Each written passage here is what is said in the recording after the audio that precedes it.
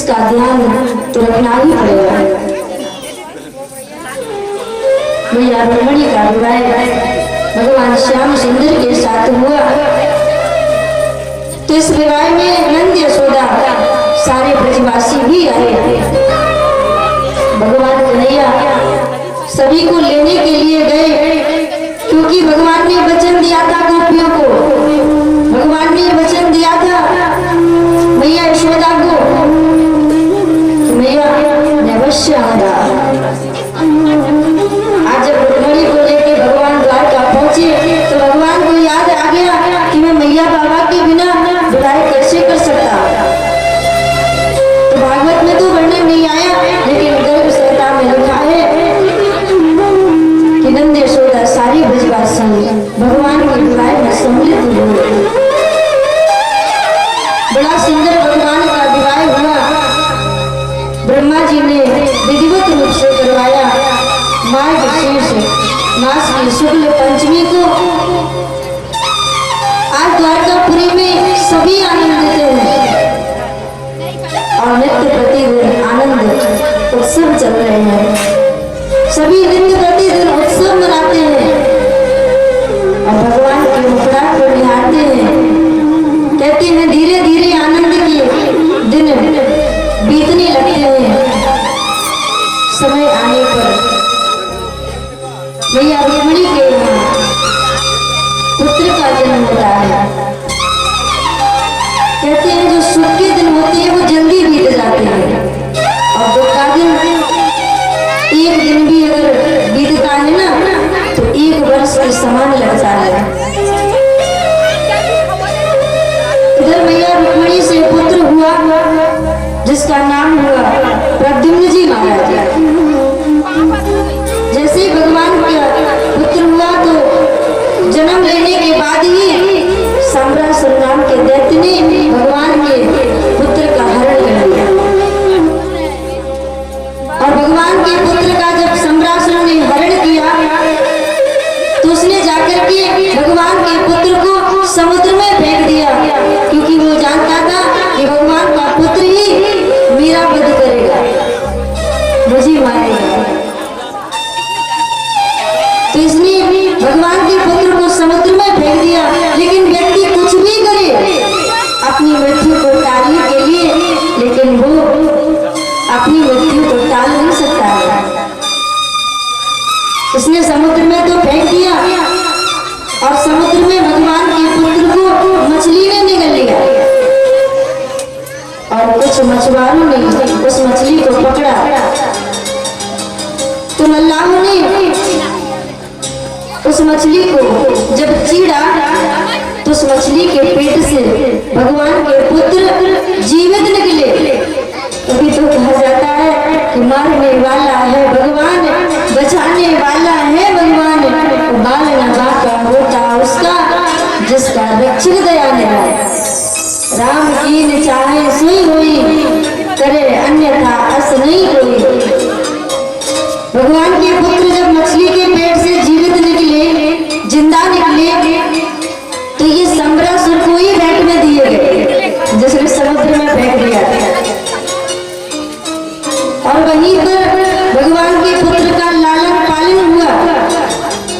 रति ने इनका लालन पालन किया और ये रति के पति हैं प्रद्युम्न जी महाराज। ये साक्षात कामदेव की अवतार है, क्योंकि भगवान ने वचन दिया था जब जगवंश कृष्ण अवतारा, कृष्ण अवतार में रति से वरदान दिया था कि आप के जो पति हैं वो मेरे पुत्र बन करके आए, कृष्ण अवतार। तो आज ये भगवान के पुत्र यहाँ पर धीरे धीरे बड़े होते हैं और रति भगवान के पुत्र का लालन पालन करती है। नारद जी के माध्यम से रति को पता चलता है कि जिस पुत्र का तुम लालन पालन कर रही हो, जिस पुत्र को तुम मातृभाव से पाल रही हो, वो साक्षात तुम्हारे पति हैं, कामदेव के अवतार। तो आज रति को जब मालूम पड़ता है कि ये मेरे पति हैं जिसका मैं पालन कर रही हूँ,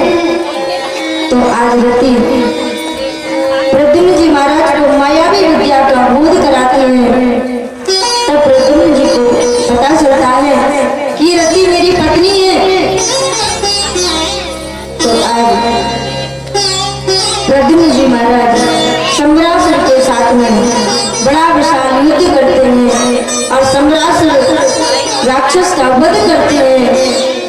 आज प्रद्युम्न जी महाराज रथी को लेकर के द्वारका पहुंचते हैं और द्वारका में जब सबको मालूम पड़ता है कि भगवान के पुत्र जीवित हैं और भगवान के पुत्र तो अपनी पत्नी को लेकर आए हैं, तो द्वारका में खुशी की लहर छा जाती है।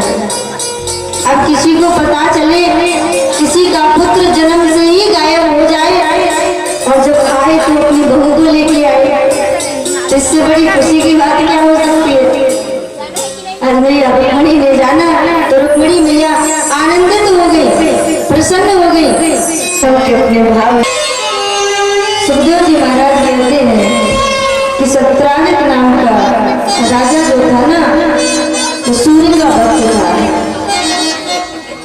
प्रतिदिन वो सूर्य की पूजा करता था, अर्चना करता था, वंदना करता था और प्रतिदिन वो सूर्य को अर्घ्य देता था, जल अर्पण करता था। एक दिन सूर्य ने प्रसन्न होकर के उस सत्राजित को मणि प्रदान की और वो मणि कैसी थी, बोले सूर्य के समान प्रकाशित थी और वो प्रतिदिन 10 कुंटल सोना देती थी और सूर्य के समान ही प्रकाशमान थी।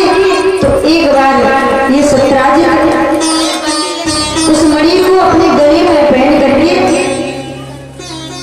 द्वारका में आया और जब ये द्वारका में आया तो कहते हैं जब सत्राजित मणि को पहन करके चलता था ना, तो शाम को भी निकल जाता था, तो वो मणि सूर्य के समान प्रकाश करती थी। ये सत्राजित जब गले में पहन करके द्वारका आया तो द्वारका में भगवान ने इसका स्वागत किया। कुछ यदुवंशियों ने सत्राजित से मणि मांगी और कहा कि तुम इस मणि का क्या करोगे, ऐसा करो तुम इस मणि को द्वारकाधीश के खजाने में जमा करवा दो, तो ये परोपकार के काम आएगी। तू क्या करेगा? तो ये सत्राजित अपनी मणि को देना नहीं चाहता था। इसने यादव कुमारों को मणि देने से इनकार कर दिया कि मैं मणि नहीं दे सकता। ये सत्राजित मणि को लेकर के अपने घर आया। उसने अपने भाई प्रसेन को वो मणि प्रदान कर दी। तो आज प्रसेन उस मणि को पहन करके जंगल में शिकार करने के लिए गया। वहां प्रसेन को एक सिंह ने मार दिया और उस सिंह को जामवंत जी महाराज ने मार दिया। आज जब प्रसेन अपने घर वापस नहीं लौटा तो सत्राजित ने बैठे बैठे बुद्धि लगा ली कि अवश्य ही कन्हैया ने मेरे भाई को मरवा दिया। सत्राजित को बुद्धि तो लगा ली, कुछ करना है क्या। सत्राजित ने बैठे बैठे विचार किया कि हो ना हो द्वारकाधीश ने ही हमारे भाई को मरवा दिया, क्योंकि यादव कुमार मणि चाहते थे और मैंने वो मणि अपने भाई को दे दी थी। तो द्वारकाधीश को कहीं पता लग गया होगा कि मेरा भाई मणि को पहन करके शिकार करने गया, तो द्वारकाधीश ने मेरे भाई को मरवा दिया, क्योंकि वो राजा है और राजा कुछ भी कर सकता है। आज इसने सत्राजित ने भगवान को झूठा कलंक लगा दिया, अपने भाई को मारने का और मणि को चोरी करने का। किसने मेरे भाई को मार दिया और मणि को चुरा करके अपने घर ले गया। और जैसे ही भगवान को मणि का कलंक लगा, भगवान को पता चला, तो भगवान ने कहा कि मैंने मणि तो नहीं चुराई है, लेकिन अगर किसी को चोरी का कलंक लग जाए तो उसको अपनी चोरी साबित करने के लिए कुछ समय तो देना चाहिए, उसे अपनी सफाई के लिए कुछ मौका तो देना चाहिए ना। भगवान ने कहा मुझे मौका दो, मैं अपनी चोरी को अवश्य साबित करूंगा कि मैंने चोरी नहीं की। भगवान ने अपने साथियों को अपने पास लिया और भगवान अपने साथियों को लेकर के जामवंत जी महाराज के पास पहुंचे। एक गुफा में वहां पर भगवान ने देखा कि जामवती उस मणि से खेल रही है। तो आज भगवान को आते हुए जामवती ने देखा तो जामवती डर गई। डर के मारे वो पिताजी के पास गई और पिताजी से कहा, पिताजी अपने गुफा में कोई आया है और वो मुझे बहुत तेजवान पुरुष लगता है, बहुत सुंदर है और वो मुझसे मणि मांग रहा है। तो जामवंत जी महाराज आज निकल कर के आए, भगवान को देखा। भगवान ने कहा इस मणि को मुझे दे दो। तो जामवंत जी ने कहा कि मैंने इस मणि को अपनी पुत्री को दे दिया है और मैं पुत्री की वस्तु पर कोई अधिकार नहीं रखता हूँ, मैं इस मणि को तुम्हें नहीं दे सकता। भगवान ने जब ये जाना, भगवान ने सुना कि ये मणि नहीं दे पा रहा है क्योंकि इसने बेटी को दे दिया। तो भगवान आज जामवंत जी महाराज से बार बार कहते हैं। तो जामवंत जी महाराज कहते हैं अगर तुम्हें मणि चाहिए तो हमसे युद्ध करना पड़ेगा। और जामवंत जी महाराज की इच्छा भी थी। जब रामावतार में जामवंत जी महाराज थे तो सभी ने राम जी से युद्ध किया, रावण कुंभकर्ण आदि आदि राक्षसों ने। तो जामवंत जी महाराज के अंदर ये इच्छा रह गई थी कि भगवान राम से दो दो हाथ हमारे भी हो जाते तो कितना अच्छा रहता। उनकी इच्छा अधूरी रह गई थी। उस समय भगवान ने कहा था कि जामवंत जी महाराज इस समय तो मैंने मर्यादा को धारण किया है, इस समय मैं मर्यादा पुरुषोत्तम राम हूँ, लेकिन मैं तुम्हें वचन देता हूँ द्वापर में तुम्हारी इच्छा को अवश्य पूर्ण करूंगा। आज भगवान ने अपने साथियों से तो कह ही दिया था कि तुम सब बाहर बैठना, अगर 12 दिन तक मैं ना आऊं तो समझ लेना कृष्ण की मृत्यु हो गई। और इधर भगवान जामवंत जी के साथ युद्ध करते हैं। जामवंत जी महाराज के साथ भगवान का 27 दिन तक युद्ध चलता है। और जब युद्ध में जामवंत जी महाराज हारने लगते हैं तो जामवंत जी महाराज व्याकुल हो जाते हैं और मन में विचार करते हैं कि ये कोई साधारण पुरुष नहीं है, मुझे लगता है ये मेरे प्रभु राम है, ये परमात्मा है। तो आज जामवंत जी महाराज भगवान से विनती करते हैं, भगवान से कहते हैं प्रभु मुझे क्षमा कर दो, अब मुझे अपने स्वरूप का दर्शन कराओ, मैं आपका दर्शन करना चाहता हूँ। और जब तक मेरी श्वास है तब तक मैं इन श्वासों से आपका नाम स्मरण करता हूँ। और जामवंत जी महाराज कहते हैं श्वास देना प्रभु इतनी तो कम से कम, सांस देना प्रभु इतनी तो कम से कम, तुमसे मिलने से पहले न निकले तुमसे मिलने से पहले न निकले प्रभु इतनी तो कम से कम, सांस देना प्रभु इतनी तो कम से कम, तुमसे मिलने से पहले न निकले तुमसे मिलने से पहले न निकले।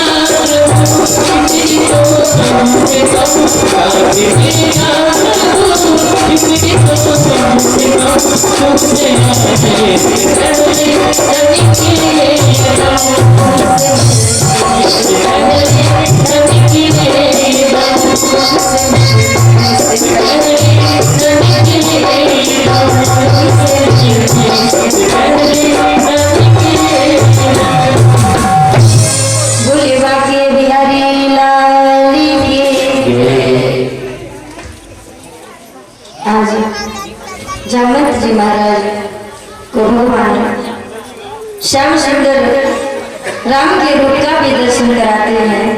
तो जामवंत जी समझ जाते हैं ये मेरे इष्ट देव हैं, ये मेरे परमात्मा हैं।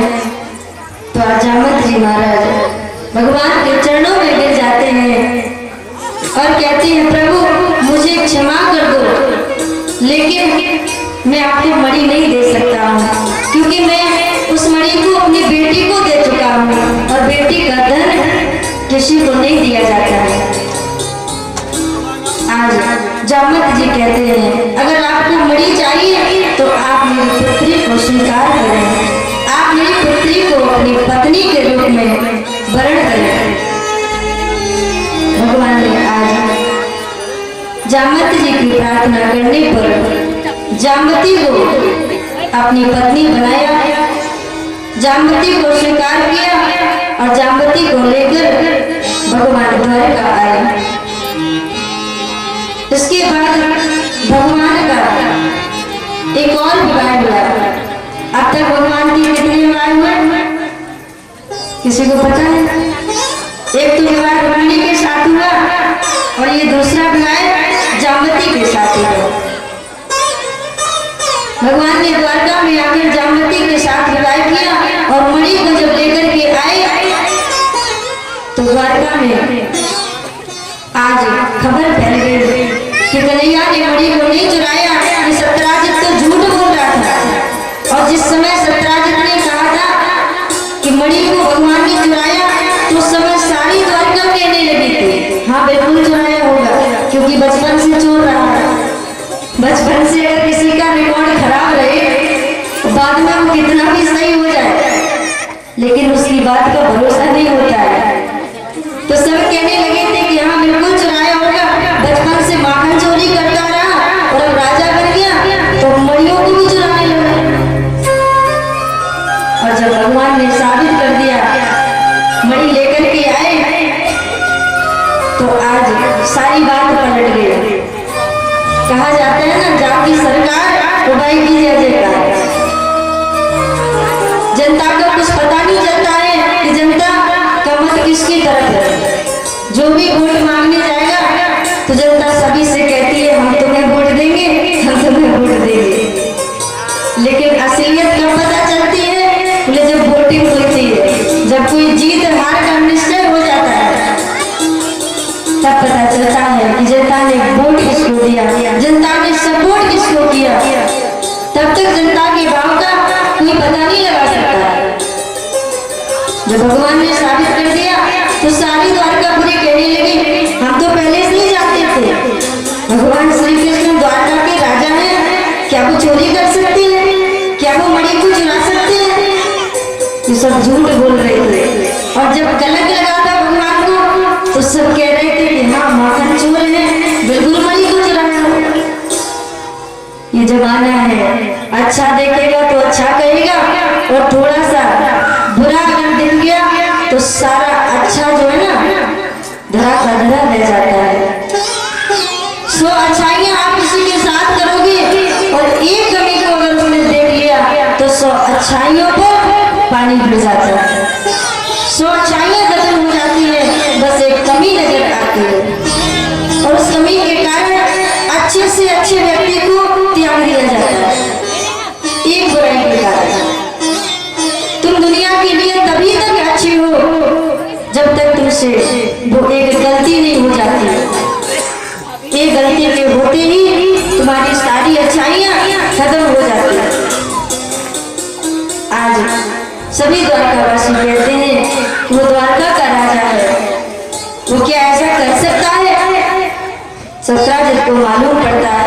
कि भगवान ने मणि नहीं चुराई है, भगवान ने अपनी चोरी साबित कर दी है, तो सत्यराजित को भी आज पश्चाताप होता है। भगवान के पास ही आता है, हाथ जोड़ करके भगवान के चरणों को पकड़ लेता है, कहता है प्रभु मुझसे बहुत बड़ी भूल हो गई, मुझे माफ कर दो, मुझे क्षमा कर दो। तो भगवान तो दयालु है, भगवान तो सभी के अपराधों को एक बार में हजारों बार क्षमा करते हैं। ये भगवान ही कर सकते हैं, साधारण इंसान ये कभी नहीं कर सकता है कि बार बार तुम्हारी गलतियों को क्षमा करे। एक बार कर देगा, दो बार कर देगा, तीसरी बार तुम्हारा मुख देखना भी पसंद नहीं करेगा। आज जब सत्यराजित ने क्षमा याचना की, भगवान ने कहा क्षमा कर दिया, तो सत्यराजित ने कहा प्रभु हम ऐसे नहीं मानेंगे, हमारी एक बेटी है, आप उसको स्वीकार करें, आप उसको अपनी पत्नी बनाएं, तो हमें ये विश्वास हो जाएगा कि आपने मुझे क्षमा कर दिया। आज सत्यराजित ने सत्यभामा को भगवान के चरणों में समर्पित किया। भगवान ने आज सत्यभामा को अपनी पत्नी बनाया, विधिवत तरीके से द्वारका में विवाह किया, तो भगवान के 3 विवाह हो गए। चौथा विवाह भगवान का अर्जुन के द्वारा यमुना के साथ हुआ। 5वां विवाह उज्जैन के बिंदु अनबिंदु नाम के राजा हुए, इनकी बहन मित्रविंदा, इनका विवाह भगवान के साथ हुआ। 6वां विवाह भगवान के जो राजा नागनिजित हुए अयोध्या के, इनकी बेटी हुई नागनिजित। यहाँ भगवान ने 7 साड़ों को नाथा, और ऐसे नहीं एक ही बार से नाथा 7 साड़ों को। यहाँ भगवान ने नागनिजित के साथ विवाह किया स्वयंवर में। 7वां विवाह भगवान की बुआ जो कश्मीर में ब्याही थी, उनकी बेटी का नाम था भद्रा। भगवान की बुआ के बेटे ने अपनी बहन भगवान को समर्पित की। भगवान ने आज इनको अपना पत्नी बनाया। और भगवान का 8वां विवाह मध्य प्रदेश के राजा की बेटी लक्ष्मणा हुई। भगवान ने लक्ष्मणा के साथ विवाह किया। इस प्रकार भगवान के 8 विवाह हो गए। और ये सुखदेव जी महाराज कहते हैं भगवान के जो 8 विवाह हैं तो वो क्या है? बोले भगवान की जो 8 पटरानियां हैं, इसी को अष्टधा प्रकृति कहते हैं। और अष्टधा प्रकृति के स्वामी कौन है? बोले भगवान श्री कृष्ण। जो प्रकृति के बस में रहता है वो तो साधारण जीव है। हम सभी प्रकृति के अधीन हैं, तो हम सभी साधारण जीव हैं। और जिनके बस में प्रकृति रहती है वो परमात्मा है, वो सबका स्वामी है, प्रकृति का भी स्वामी है। ये अष्टधा प्रकृति जो है ना, ये भगवान की है, भगवान ही इसके स्वामी है। अगर हम प्रकृति को बस में करना चाहें तो हम कभी नहीं कर सकते, क्योंकि प्रकृति का स्वामी तो परमात्मा है, साक्षात श्री कृष्ण है। ये अष्टधा प्रकृति भगवान की जो 8 बड़ाई है, ये अष्टधा प्रकृति ही है। आज भगवान अष्टधा प्रकृति को स्वीकार करते हैं। इसके बाद सुखदेव जी महाराज कहते हैं कि भगवान के 16,000 विवाह एक साथ हुए। भागवत में तो 16,008 विवाहों का वर्णन है, अन्य पुराणों में 16,108 विवाहों का वर्णन है। सुखदेव जी महाराज ने कहा तत्र राजन्य कन्यानां सतसहस्राधिकायुतं भौमामृतानां विक्रम राजभ्यो ददृशे हरि। भौमासुर नाम का एक दैत्य हुआ, उसने अपने बल से देवताओं के सारे अधिकार छीन लिए और 16,000 कुमारियों को इस दैत्य ने बंदी बना लिया और इसने निश्चय कर लिया कि जब 20,000 रानियां हो जाएंगी ना, तब हम एक साथ इन सबके साथ विवाह करेंगे। लेकिन 20,000 तो हो नहीं पाई, 16,000 कन्याएं आज इसने कैद कर ली। तो आज सत्यभामा को पता चला, सत्यभामा ने उन 16,000 कुमारियों का दर्द महसूस किया। तो सत्यभामा माँ है, भूमि का अवतार है, इन्होंने भगवान से कहा, प्रभु 16,000 कुमारियों को बड़ा दुख हो रहा है, आपको इस दैत्य के बंधन से 16,000 कुमारियों को छुड़ाना होगा। तब भगवान सत्यभामा को लेकर उसकी भौमासुर राजधानी पहुंचे। वहां पर भगवान ने अपना 5 लन शंख बजाया। तो उसको सुनकर के मुर नाम का दैत्य भगवान से लड़ने के लिए आ गया, भगवान से युद्ध करने के लिए आ गया। आज भगवान ने मुर नाम के दैत्य का वध किया। यहाँ पर भगवान का नाम मुरारे पड़ गया। बोले मुरारे भगवान की, बोले आनंद कंद भगवान की। आज मुर नाम के दैत्य का जब भगवान ने वध किया तो इसके 7 पुत्र और आए भगवान से युद्ध करने के लिए। भगवान ने उसके 7 पुत्रों का भी वध किया और भगवान ने गरुड़ पर बैठ करके आज भौमासुर के साथ युद्ध किया और सुदर्शन चक्र से आज भौमासुर का सर काट दिया। उसका भी भगवान ने वध किया और भगवान ने भौमासुर पर कृपा की। इसके बाद 16,000 कुमारियों से कहा भगवान ने कि अब तुम सब अपने अपने घर जाओ, अब तुम स्वतंत्र हो, भौमासुर मर गया।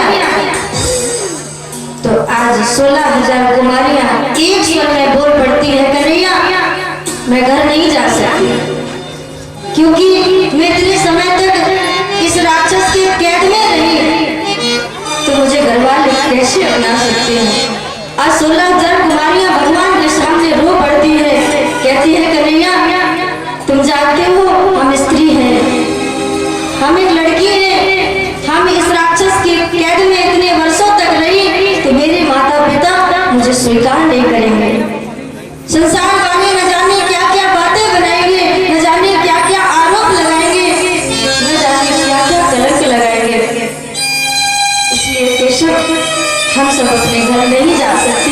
सभी गोपियां कहती है कन्हैया अगर आपने मुझे स्वीकार नहीं किया तो हम सब आपके सामने ही अपने प्राणों का परित्याग कर देंगे। मैं मर जाऊंगी लेकिन घर नहीं जाऊंगी। तो भगवान ने कहा 16,000 कुमारियों से तुम सब क्या चाहती हो। तो सभी 16,000 कुमारियां एक ही स्वर में, उच्च स्वर में बोल पड़ती हैं, कन्हैया हम आपको ही पति बनाना चाहते हैं, आप ही मुझे स्वीकार करें, आपके सिवा मुझे इस संसार कभी स्वीकार नहीं करेगा। आज भगवान 16,000 कुमारियों को लेकर द्वारका आए। द्वारका में ये सूचना माताओं के पास पहुंची, देवकी मैया, यशोदा मैया। तो आज यशोदा मैया ने सुना कि अभी तक तो 8 बहुएं थी यशोदा मैया की, अभी तक भगवान के 8 विवाह हुए थे, तो 8 बहुओं के अलग अलग कक्ष थे। और अब मैया को पता चला कि अपने साथ 16,000 कुमारियां आ रही हैं, तो मैया ने तो आज फाटक ही बंद कर दिए। बोले हमारे घर में जगह नहीं है, हमें 16,000 कुमारियां नहीं चाहिए, हमारी 8 ही बहुएं काफी है। ये कन्हैया न जाने क्या करने पर तुला है, अभी 8 विवाह करके लाया और अब न जाने कितनी संख्या में लेकर आ गया। तो मैया यशोदा ने तो फाटक बंद करवा दिए द्वारका के और पुत्रों को बुला करके कहा कि जाओ कन्हैया से कह दो कि हमारे घर में जगह नहीं है इन बहुओं के लिए। लेकिन फिर भी माँ का हृदय तो माँ का होता है। माँ अंदर से सोचती है कि ये जो 16,000 कुमारियां आई हैं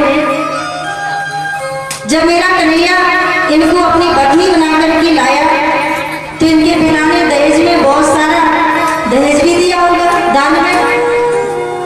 तो माताओं को लोभ बहुत होता है, चाहे बहू कहानी मिल जाए लेकिन 10 लाख रुपए मिलने चाहिए। पुत्र जब पैदा ही होता है ना तभी माता पिता उम्मीद लगा लेते हैं कि हम अपने बेटा के विवाह में 4 पहिए की गाड़ी मांगेंगे, गाड़ी तभी विवाह करेंगे, है ना। पैसे मांगेंगे 20 लाख बता रखेंगे लड़की वालों के सामने, तब विवाह करेंगे। लेकिन जानते हो लोभ से पाप बढ़ता है। किसी के धन से कोई भी व्यक्ति कभी धनवान नहीं हुआ है। आज माताओं को ये सोचना चाहिए, चाहे हमारे पुत्र के विवाह में पैसा मिले या ना मिले, लेकिन बहू अच्छी मिल जाए। बहू अच्छी होनी चाहिए। अगर बहू अच्छी होगी ना तो आपके सारे कुटुंब को तार देगी, सबकी सेवा करेगी, सबसे प्रेम रखेगी और घर को स्वर्ग बना देगी। और अगर बहू ही खराब निकल गई तो पैसा तो कब तक रखोगे, पैसा तो एक दिन नष्ट हो जाएगा, लेकिन उस बहू को तो आपके साथ जीवन भर रहना है। और माता पिता जितना बनता है अपनी बेटी को सब कुछ देते ही हैं, ध्यान रखना। ऐसे कोई माता पिता नहीं है जो अपनी बेटी की विदाई में कुछ दे नहीं। जितना सामर्थ्य होता है माता पिता पर वो अपनी बेटी की विदाई में जी जान लगा देते हैं। विचार करो, जो अपने हृदय के टुकड़े को ही एक पल में किसी को दान में दे दे, उससे बड़ा उदार कौन हो सकता है, उससे बड़ा दानी कौन हो सकता है। जिस समय माता जानकी की विदाई हो रही थी तो जनक जी आज दशरथ जी के चरणों में गिर पड़े। दशरथ जी से कहने लगे, महाराज हमने अपनी पुत्री के विदाई में सब कुछ आपको दिया, हमसे जितना बन पड़ा हमने उतना दिया। अगर कुछ गलती हो गई हो, कुछ कमी रह गई हो तो मैं हाथ जोड़ करके आपसे क्षमा मांगता हूँ। तो दशरथ जी ने आज जनक जी के हाथ पकड़ लिए और हृदय से लगा लिया। कहा, जनक तुम ये क्या कह रहे हो, कमी रह गई? तुमने तो मुझे वो दे दिया जो मैंने कभी सपने में भी नहीं सोचा था। तुमने अपने हृदय का टुकड़ा ही मुझे दान में दे दिया, अब मुझे और क्या चाहिए। मेरे घर में कोई बेटी नहीं थी, आज सीता को पाकर के मैं धन्य हो गया, मुझे पुत्री प्राप्त हो गई। और पुत्री पवित्र किए कुल दो, पुत्री 2 कुल को तारती है, पुत्र एक ही कुल को तारता है। जनक से कहा दशरथ ने, जनक देने वाला बड़ा होता है, मैं तो यहाँ आपके दरवाजे पर लेने के लिए आया हूँ, भिक्षुक की भांति आपसे मांगने के लिए आया हूँ। और आप इतने उदार हैं, आपने 20 वर्ष तक लालन पालन जिस पुत्री का किया और एक क्षण में आपने उसको मुझे दान में दे दिया, अब मुझे इससे ज्यादा क्या चाहिए। माता पिता को चाहिए कि अगर बहू अच्छी मिल जाए तो समझ लो कि मुझे सब कुछ मिल गया। धन ही सब कुछ नहीं होता है, लेकिन आज की बात तो कुछ और ही है। आज की माताओं को लोभ हो जाता है कि पैसा मिल जाए, फिर चाहे बहू डंडा मारे सास को, वो बर्दाश्त करे। आजकल सभी माताएं चाहती हैं कि मुझे सीता जैसी बहू मिले, चाहती है कि नहीं? ये कोई नहीं चाहता कि मुझे सूर्पनखा जैसी बहू मिले, चाहता है। सभी चाहती है कि मुझे सीता सी बहू मिले, लेकिन कौशल्या कोई बनना नहीं चाहता है। सीता जैसी बहू